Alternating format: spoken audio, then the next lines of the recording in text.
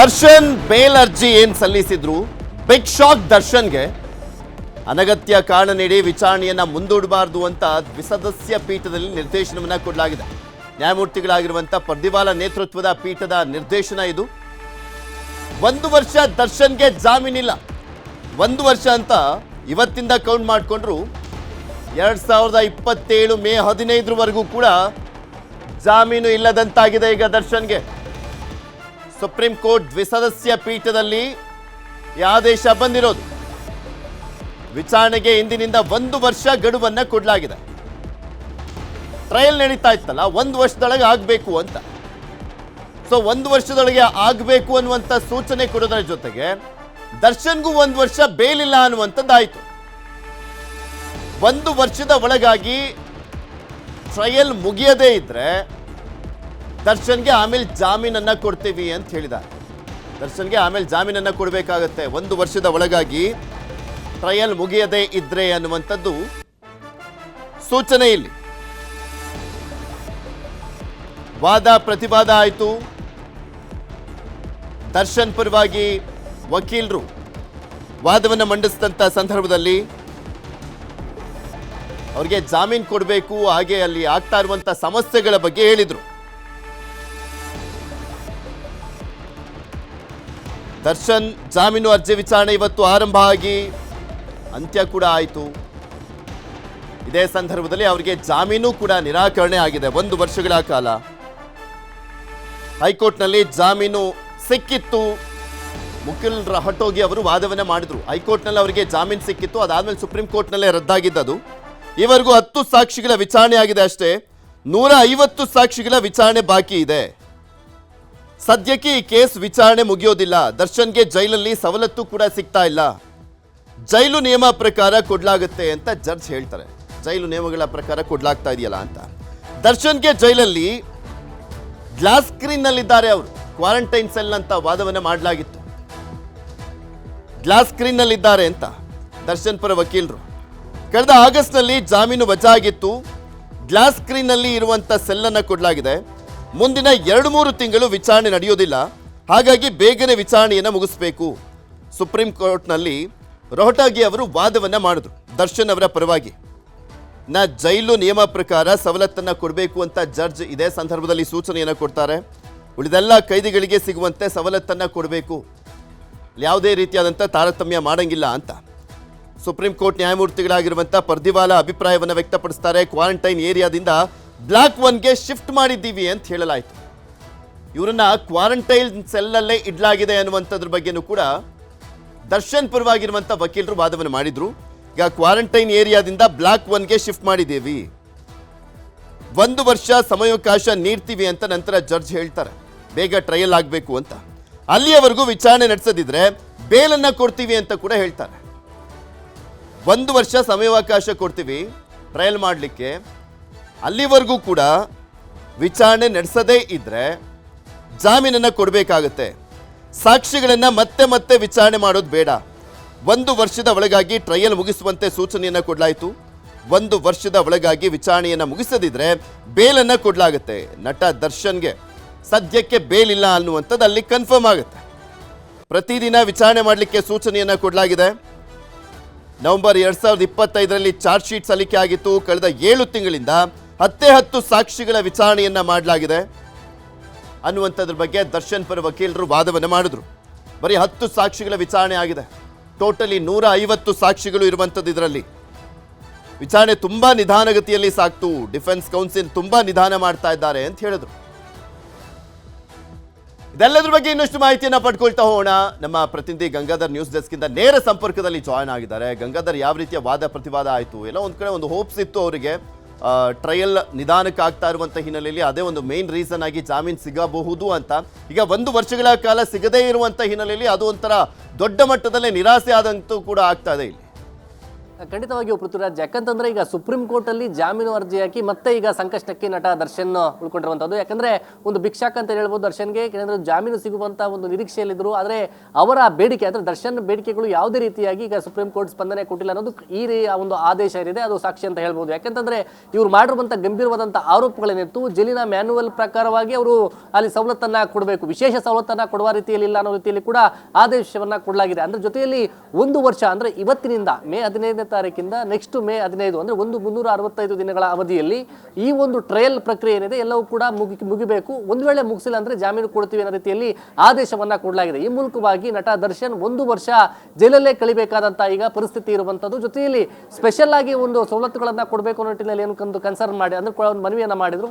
ಅದು ಯಾವುದೇ ರೀತಿಯಾಗಿ ಈಗ ಸುಪ್ರೀಂ ಕೋರ್ಟ್ ಅದಕ್ಕೆ ಸೊಪ್ಪು ಹಾಕಿಲ್ಲ. ಅಂದ್ರೆ ಈ 360 ದಿನದಿಂದ ಅಂದ್ರೆ ಈ ಒಂದು ಟ್ರಯಲ್ ಅಂದ್ರೆ ಪ್ರಮುಖವಾಗಿ ಟ್ರಯಲ್ ಪ್ರಕ್ರಿಯೆಯಲ್ಲಿ ಕೇವಲ 10 ಸಾಕ್ಷಿಗಳ ವಿಚಾರಣೆ ಆಗಿರುವಂತದ್ದು ಈ ಒಂದು 7 ತಿಂಗಳಲ್ಲಿ ಅನ್ನೋದ್ರ ಬಗ್ಗೆ ಬೇಸರವನ್ನ ವ್ಯಕ್ತಪಡಿಸಿದೆ. ಯಾಕಂದ್ರೆ ಟ್ರಯಲ್ ಏನಿದೆ ಟ್ರಯಲ್ ಪ್ರಕ್ರಿಯೆ ಅದು ವೇಗವಾಗಿ ನಡೀಬೇಕು, ಇವ್ರು ಯಾಕೆ ಡಿಲೇ ಮಾಡ್ತಾ ಇದ್ದಾರೆ ಅನ್ನೋದ್ರ ಬಗ್ಗೆ ಬೇಸರ ವ್ಯಕ್ತಪಡಿಸಿ ಅಲ್ಲಿ ರೆಗ್ಯುಲರ್ ಆಗಿ ಯಾವುದೇ 57ನೇ CCH ಕೋರ್ಟ್ ಆಗಿರ್ಬೋದು 64ಕ್ಕೆ ಎರಡು ಕೋರ್ಟ್ಗೂ ಒಬ್ಬರೇ ಇರೋದ್ರಿಂದ ಡಿಲೇ ಆಗ್ತಾ ಇದೆ ಅನ್ನೋದ್ರ ಬಗ್ಗೆ ಇವರು ಪ್ರಾಸಿಕ್ಯೂಷನ್ ಇಂದ ಅವರು ಒಂದು ಮನವಿಯನ್ನ ಮಾಡ್ಕೊಂಡಿದ್ರು. ಹೀಗಾಗಿ ದರ್ಶನ್ ಕೇಸ್ ಅಂದ್ರೆ 57ನೇ CCH ಕೋರ್ಟ್ಗೆ ನ್ಯಾಯಾಧೀಶರನ್ನ ನೇಮಕ ಮಾಡಬೇಕು, ರೆಗ್ಯುಲರ್ ಆಗಿ ಪ್ರತಿದಿನ ಕೂಡ ಈ ಒಂದು ಟ್ರಯಲ್ ವಿಚಾರಣೆ ಆಗಬೇಕು. ಇನ್ನು 1 ವರ್ಷದ ಅವಧಿಯಲ್ಲಿ ಅದು ಪ್ರಕ್ರಿಯೆ ಏನಿದೆ ಟ್ರಯಲ್ ಪ್ರಕ್ರಿಯೆಗಳೆಲ್ಲ ಕೂಡ ಪೂರ್ಣ ಆಗಬೇಕು ಅನ್ನೋ ನಿಟ್ಟಿನಲ್ಲಿ ಈಗ ಒಂದು ಆದೇಶವನ್ನ ಈಗ ಸುಪ್ರೀಂ ಕೋರ್ಟ್ನ ದ್ವಿಸದಸ್ಯ ಪೀಠ ಪ್ರದಿವಾಲ್ ಅವರಾಗಿರಬಹುದು, ನ್ಯಾಯಮೂರ್ತಿ ವಿಜಯ್ ಬಿಷ್ಣು ಅವರ ಒಂದು ದ್ವಿಸದಸ್ಯ ಪೀಠ ಇನ್ನೊಂದು ಆದೇಶವನ್ನ ಕೊಡಲಾಗಿದೆ. ಈಗ ಜಾಮೀನು ಕೋರಿ ಮತ್ತೆ ಅವರು ಅರ್ಜಿಯನ್ನ ಹಾಕೋಂಗಿಲ್ಲ. ಯಾಕಂದ್ರೆ ಈ 1 ವರ್ಷದ ಅವಧಿಯಲ್ಲಿ ಸಂಪೂರ್ಣವಾಗಿ ಒಂದು ಟ್ರಯಲ್ ಪ್ರಕ್ರಿಯೆಯನ್ನ ಪೂರ್ಣಗೊಳಿಸಬೇಕು. ಒಂದು ವೇಳೆ ಟ್ರಯಲ್ ಪ್ರಕ್ರಿಯೆಗಳಲ್ಲಿ ಏನಾದರೂ ವ್ಯತ್ಯಾಸ ಕಂಡು ಬಂದಂತ ಸಂದರ್ಭದಲ್ಲಿ ಅಥವಾ ಏನಾದರೂ ಕಾರಣಗಳನ್ನು ನೀಡಿ ವಿಳಂಬನೆ ಮಾಡುವಂತದ್ದು ಯಾವುದೇ ರೀತಿ ಮಾಡುವಂತಿಲ್ಲ ಅನ್ನೋ ನಿಟ್ಟಿನಲ್ಲಿ ಕೂಡ ಸುಪ್ರೀಂ ಕೋರ್ಟ್ ಒಂದು ಅಭಿಪ್ರಾಯನ ವ್ಯಕ್ತಪಡಿಸಿರುವಂತದ್ದು. ಆದ್ರೆ ಎಲ್ಲೋ ಒಂದು ಕಡೆ ನಟ ದರ್ಶನ್ ಸುಪ್ರೀಂ ಕೋರ್ಟ್ ಅಲ್ಲಿ ಮಧ್ಯಂತರ ಜಾಮೀನು ಸಿಗಬಹುದು, ಯಾಕಂದ್ರೆ ಈ ರೀತಿಯಾದಂತ ಒಂದು ಗಂಭೀರವಾದಂತಹ ವಿಚಾರಗಳನ್ನ ಅಲ್ಲಿ ಪ್ರಸ್ತಾವನೆ ಮಾಡಲಾಗಿದೆ ಅನ್ನೋ ನಿಟ್ಟಿನಲ್ಲಿ ಏನೋ ಒಂದು ನಿರೀಕ್ಷೆಯಲ್ಲಿದ್ರು, ಅವೆಲ್ಲವೂ ಕೂಡ ಹುಸಿಯಾಗಿದೆ. ಸುಪ್ರೀಂ ಕೋರ್ಟ್ ಒಂದು ಶಾಕ್ ಅನ್ನ ಕೊಟ್ಟಿರುವಂತದ್ದು. ಯಾಕಂದ್ರೆ ಇವರು ಕೊಟ್ಟಿರುವಂತಹ ಪ್ರಿಸನ್ ಡಿಪಾರ್ಟ್ಮೆಂಟ್ ರಿಪೋರ್ಟ್ ಏನಿದೆ ಅದನ್ನ ಪರಿಶೀಲನೆ ಮಾಡಲಾಗಿದೆ. ಅದರ ಜೊತೆಯಲ್ಲಿ ಪ್ರಾಸಿಕ್ಯೂಷನ್ ಅವರು ಕೊಟ್ಟಿರುವಂತಹ ರಿಪೋರ್ಟ್ ಅನ್ನ ಪರಿಗಣಿಸಿ ಇಲ್ಲಿ ರೆಗ್ಯುಲರ್ ಆಗಿ ಒಂದು ನ್ಯಾಯಾಧೀಶರನ್ನ ನೇಮಕ ಮಾಡಬೇಕು. ಒಂದು ಹಂತದಲ್ಲಾದ್ರೆ ಪ್ರತಿದಿನ ವಿಚಾರಣೆ ನಡೆಯಬೇಕು. 1 ವರ್ಷದಲ್ಲಿ 60 ಸಾಕ್ಷಿಗಳ ವಿಚಾರಣೆ ಪೂರ್ಣಗೊಳಿಸಬೇಕು ಅಂತೇಳಿ ಕೂಡ ಅವರಿಗೆ ಒಂದು ಸೂಚನೆಯನ್ನ ಕೊಡಲಾಗಿದೆ.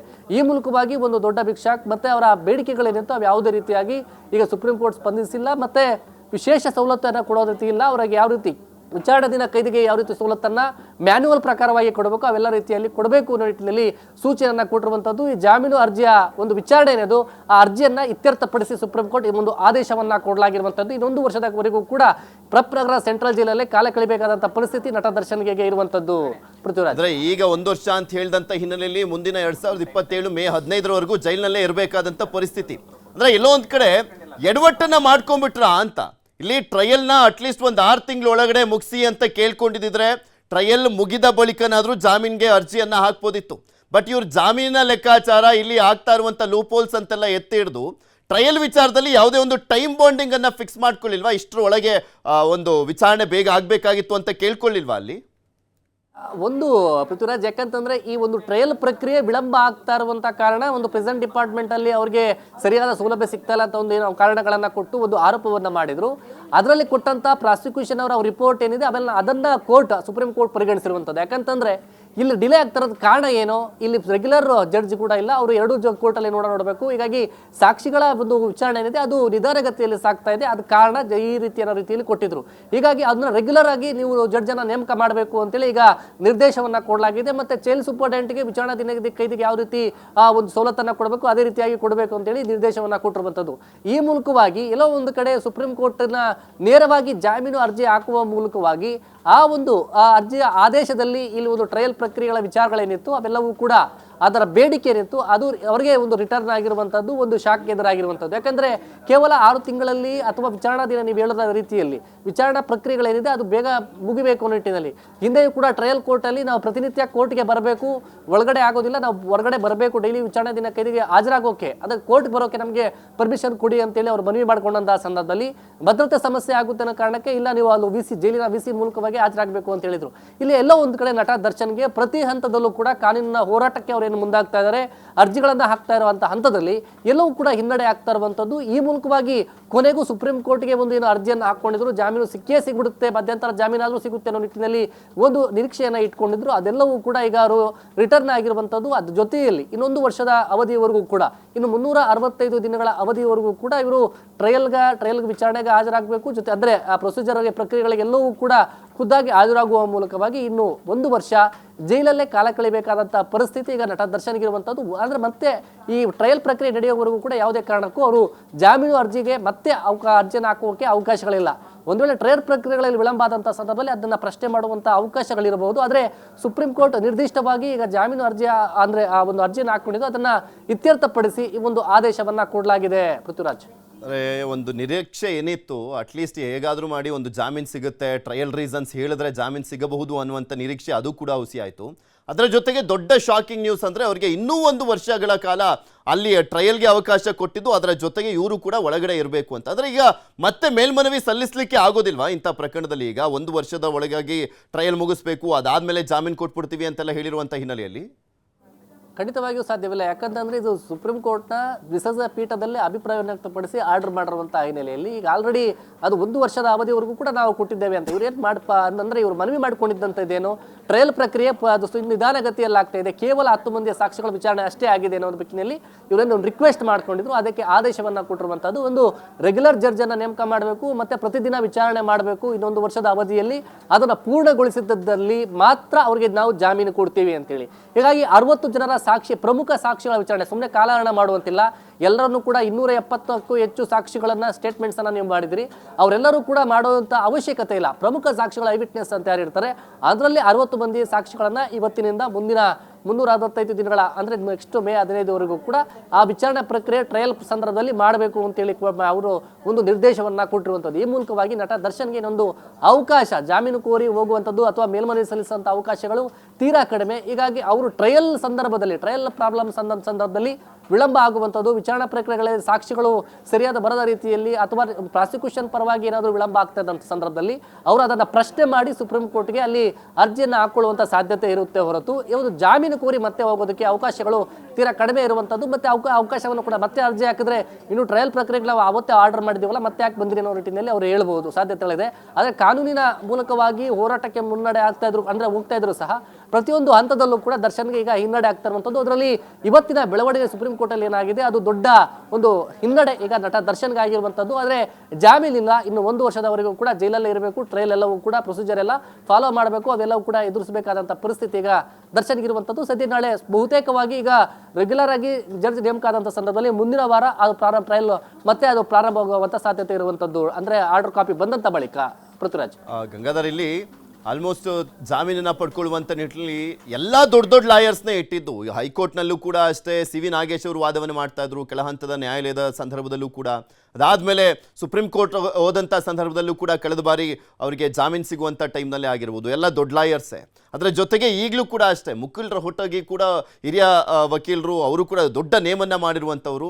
ಯಾರ ಕೈಲೂ ಕೂಡ ದರ್ಶನ್ಗೆ ಈಗ ಜಾಮೀನನ್ನು ಕೊಡಿಸ್ಲಿಕ್ಕೆ ಆಗ್ತಿಲ್ವಲ್ಲ ಅನ್ನುವಂಥದ್ದೇ ಅವ್ರಿಗೆ ಇನ್ನೊಂದಿಷ್ಟು ದೊಡ್ಡ ಶಾಕಿಂಗು ಅಂತ ಕಾಣಿಸುತ್ತೆ. ಕೋರ್ಟ್ ಕೊಡ್ತಾ ಇರುವಂಥ ಶಾಕ್ ಜೊತೆಗೆ ಆ ವಕೀಲರಿಂದಲೂ ನಮಗೆ ತಗೊಳಕ್ ಆಗ್ತಿಲ್ವಲ್ಲ ಅಂತ.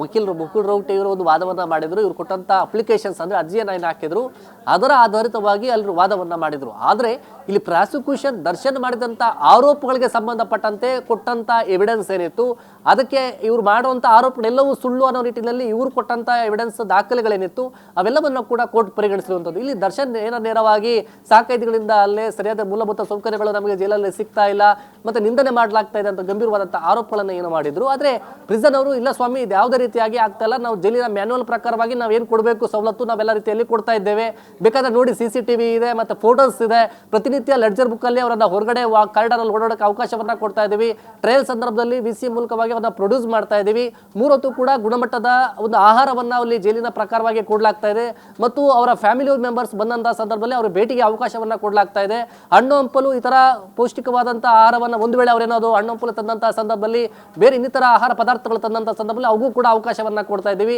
ಇಲ್ಲಿ ಎಲ್ಲಿ ವಿಚಾರಣಾ ದಿನ ಕೈದಿ ಜೈಲಿನ ಮ್ಯಾನ್ಯುವಲ್ ಪ್ರಕಾರವಾಗಿ ಕೊಡಬೇಕಾದದ್ದು ಎಲ್ಲಿ ರೂಲ್ಸ್ ಬ್ರೇಕ್ ಎಲ್ಲಿ ಮಾಡಿದ್ದೀವಿ ನೋಡಿ ಸ್ವಾಮಿ ಅಂತೇಳಿ ಅದಕ್ಕೆ ಬೇಕಾದಂತಹ ಪೂರಕವಾದಂತಹ ದಾಖಲೆಗಳನ್ನ ಎಲ್ಲ ಪ್ರೊಸೀಜರ್ ಪ್ರಕಾರವಾಗಿ ನಾವು ಫಾಲೋ ಮಾಡ್ತಾ ಇದೀವಿ ಅಂತೇಳಿ ಪ್ರಿಸನರ್ ಒಂದು ರಿಪೋರ್ಟ್ ಕೊಟ್ಟಿದ್ರು. ಅದರ ಜೊತೆಯಲ್ಲಿ ಟ್ರಯಲ್ ಕೋರ್ಟ್ ಸಂದರ್ಭದಲ್ಲೂ ಕೂಡ ಟ್ರಯಲ್ ನಡೆಯುವಂತಹ ಹಂತದಲ್ಲಿ ಯಾವ ರೀತಿ ಪ್ರೊಸೀಜರ್ ಮಾಡಲಾಗ್ತಿದೆ, ಸಾಕ್ಷಿಗಳ ವಿಚಾರಣೆ ಹಂತ ಯಾವ ರೀತಿ ನಡೀತಾ ಇದೆ ಅನ್ನೋ ನಿಟ್ಟಿನಲ್ಲಿ ಅವ್ರು ಕೊಟ್ಟಿರುವಂತಹ ರಿಪೋರ್ಟ್ಸ್ ಏನಿತ್ತು ಆ ರಿಪೋರ್ಟ್ಸ್ ಅಲ್ಲಿ ಡಿಲೇ ಆಗ್ತಿರೋದಕ್ಕೆ ನ್ಯಾಯಾಧೀಶರು ಒಬ್ಬರೇ ಇರೋದ್ರಿಂದ ಒಂದು ಕೋರ್ಟ್ಗೆ ಅವರು ಏನು ಅಲ್ಲಿ ಅಧಿಕೃತವಾಗಿ ಅವರು ಟ್ರಯಲ್ ಕಂಟಿನ್ಯೂ ಮಾಡಕ್ ಆಗ್ತಾ ಇಲ್ಲ. ಹೀಗಾಗಿ ಅಲ್ಲಿ ಖಾಲಿ ಯಾರು ಕೂಡ ಇರುತ್ತೆ, ಇನ್ನೂ ಕೂಡ ನೇಮಕ ಆಗಬೇಕು ಅನ್ನೋ ನಿಟ್ಟಿನಲ್ಲಿ ಅವರು ಒಂದು ಮನವಿಯನ್ನ ಮಾಡ್ಕೊಂಡು ಇವೆಲ್ಲವೂ ಕೂಡ ಅಲ್ಲಿ ಪರಿಗಣಿಸಿರುವಂಥದ್ದು. ಅಂದ್ರೆ ಒಂದು ಕಡೆ ದರ್ಶನ್ ಮಾಡಿರುವಂತಹ ಆರೋಪ ಮತ್ತೆ ಅವ್ರು ಕೊಟ್ಟಿರುವಂತಹ ರಿಪೋರ್ಟ್ಸ್ ಏನಿತ್ತು ಅದೆಲ್ಲವೂ ಕೂಡ ವ್ಯತಿರಿಕ್ತವಾಗಿ ಇವರು ಕೊಟ್ಟಂತ ರಿಪೋರ್ಟ್ಸ್ ಏನಿತ್ತು ಅವನ್ನ ಕೋರ್ಟ್ ಪರಿಗಣಿಸಿದ್ದಾರೆ. ಒಂದು ವಿಳಂಬ ಆಗ್ತಿರೋದಕ್ಕೆ ಅದ್ರ ಬಗ್ಗೆ ಬೇಸರ ವ್ಯಕ್ತಪಡಿಸಿ ಈಗ ಜಡ್ಜ್ ಅನ್ನ ನೇಮಕ ಮಾಡಬೇಕು, ನಿರ್ದೇಶನವನ್ನ ಕೊಟ್ಟು ಅವರು ಟ್ರಯಲ್ ಪ್ರತಿನಿಧಿ ಆಗಬೇಕು ಅಂತೇಳಿ ಒಂದು ಆರ್ಡರ್ ಅನ್ನ ಮಾಡುವಂಥದ್ದು, 1 ವರ್ಷದ ಅವಧಿಯಲ್ಲಿ ಪೂರ್ಣಗೊಳಿಸಬೇಕು ಅಂತೇಳಿ ಒಂದು ಟಾರ್ಗೆಟ್ ಅನ್ನ ಕೊಟ್ಟಿದ್ದಾರೆ. ಜೊತೆಯಲ್ಲಿ ಜೈಲಿನ ವಿಚಾರಣೆ ದಿನ ಕೈದಿಗೆ ಯಾವ ರೀತಿ ಸವಲತ್ತನ್ನ ಕೊಡಬೇಕು ಅದರ ರೀತಿ ಕೊಡಬೇಕು ಅಂತೇಳಿ ಜೈಲಿನ ಸೂಪರಿಂಟೆಂಡೆಂಟ್ಗೂ ಕೂಡ ಒಂದು ನಿರ್ದೇಶನ ಕೊಟ್ಟಿದ್ದಾರೆ. ಅದರ ಇನ್ನೊಂದು ಮಾತು ಕೂಡ ಹೇಳಿದ್ದಾರೆ, ಯಾಕಂದ್ರೆ ವಿಶೇಷ ಸವಲತ್ತು ಅವಶ್ಯಕತೆ ಇಲ್ಲ ಅಂತೇಳಿ.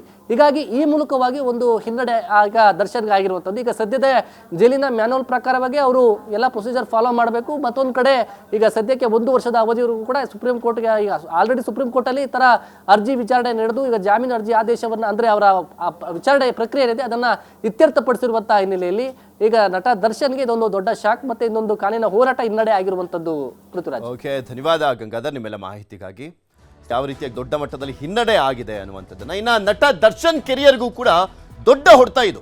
1 ವರ್ಷ ಜೈಲಿನಲ್ಲೇ ನಟ ದರ್ಶನ್ ಮತ್ತೆ ಕಂಟಿನ್ಯೂ ಆಗಬೇಕಾಗಿರುವಂಥದ್ದು. ಮಧ್ಯಂತರ ಬೇಲ್ಗೂ ಅವಕಾಶ ಇಲ್ಲ ಸದ್ಯಕ್ಕೆ. ಅಕಸ್ಮಾತ್ ಆ ರೀತಿಯಾಗಿ ಏನಾದರೂ ಜಾಮೀನು ಸಿಗಲೇಬೇಕು ಅನ್ನುವಂಥದ್ದಿದ್ರೆ, ಸೀರಿಯಸ್ ಹೆಲ್ತ್ ಇಶ್ಯೂಸ್ ಏನಾದರೂ ಇದ್ರೆ ಮಾತ್ರ ಚಾನ್ಸಸ್ ಇರಬಹುದೇನೋ ಬಿಟ್ರೆ ಯಾವುದೇ ಕಾರಣಕ್ಕೂ ಇನ್ನೊಂದು ವರ್ಷ ಮಾತ್ರ ಹೊರಗೆ ಬರ್ಲಿಕ್ಕೆ ಚಾನ್ಸೇ ಇಲ್ಲ. ದರ್ಶನ್ ಸಿನಿ ಕೆರಿಯರ್ಗೆ ಭಾರಿ ಹಿನ್ನಡೆ ಇದು. ಕಳೆದ ಬಾರಿ ಬೇಲ್ ಮೇಲೆ ಬಂದು ಡೆವಿಲ್ ಶೂಟಿಂಗ್ ಅನ್ನ ಮುಗಿಸ್ಕೊಟ್ಟಿದ್ರು. ಅದಾದ್ಮೇಲೆ ಬೇಲ್ ಕ್ಯಾನ್ಸಲ್ ಆಗಿತ್ತು, ಮತ್ತೆ ಜೈಲಿಗೆ ಹೋದ್ರು. ಕಳೆದ ಆಗಸ್ಟ್ನಲ್ಲಿ ಜೈಲಿನಲ್ಲಿ ಇದ್ದಾಗ ರಿಲೀಸ್ ಆಗಿದ್ದಂಥ ಡೆವಿಲ್ ಅದಾದ ಬಳಿಕ ಯಾವುದೇ ಚಿತ್ರಗಳಲ್ಲಿ ಚಿತ್ರೀಕರಣಕ್ಕೂ ಭಾಗಿಯಾಗಲಿಕ್ಕೂ ಆಗಲಿಲ್ಲ, ಯಾಕೆಂದ್ರೆ ಜೈಲಿಗೆ ಹೋದ್ರು. 1 ವರ್ಷ ವಿಚಾರಣೆ ಬಳಿಕ ತೀರ್ಪು ಪ್ರಕಟ ಆಗುತ್ತೆ. ಖುಲಾಸೆ ಆದ್ರೆ ಓಕೆ, ಶಿಕ್ಷೆ ಆದ್ರೆ ಮತ್ತೆ ಜೈಲೇ ಗತಿ. ಶಿಕ್ಷೆ ಆದ್ರೆ ಬೇಲ್ಗೆ ಮತ್ತೆ ಅರ್ಜಿ ಹಾಕಬೇಕು.